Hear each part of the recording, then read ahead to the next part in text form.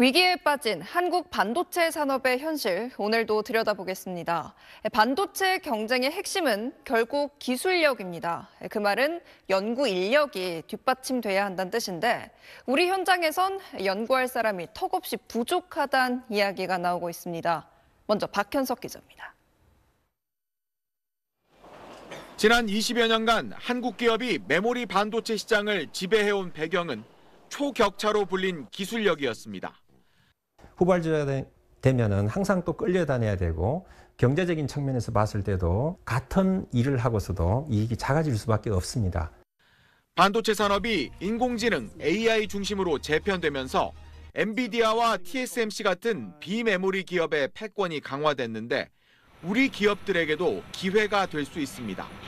온디바이스 AI라고 하는 그 분야에 집중을 하게 되면 그게 이제 제조업을 바탕으로 하고 있기 때문에 제조업을 성장시키는 그런 그 요인이 될 수도 있습니다.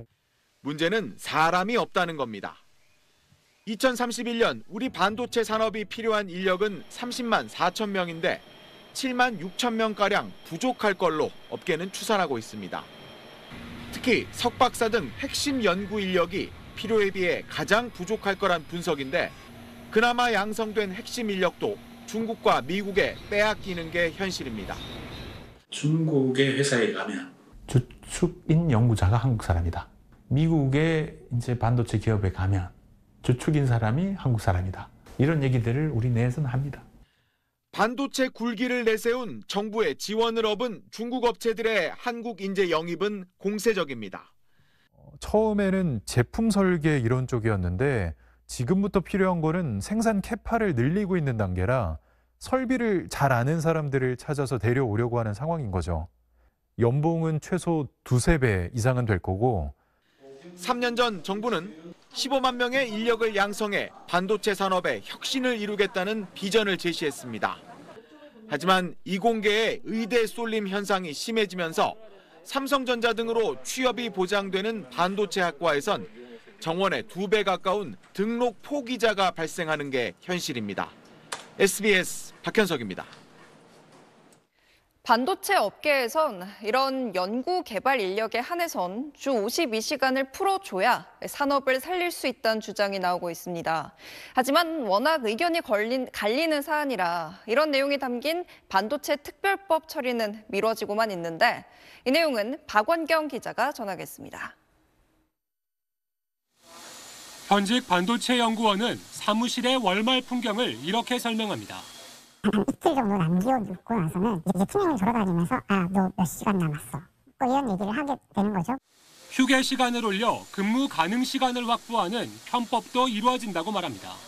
하루에 3시간씩 올리는 사람들도 있었고요. 미리미리 근무 시간이 많다고 생각하는 사람들은 관리를 하고 있었습니다. 충분한 휴식이 보장된다면 연구개발직에 대한 주 52시간 예외 적용이 필요하다는 겁니다. 수요를 올리거나 품질을 개선시키는 것 자체는 시간을 투입하지 않고는 절대 될 수가 없습니다. 하지만 반도체에 예외가 허용되면 다른 산업으로도 확산될 수 있고 노동자의 건강이 위협받을 수 있다는 반론도 만만치 않습니다.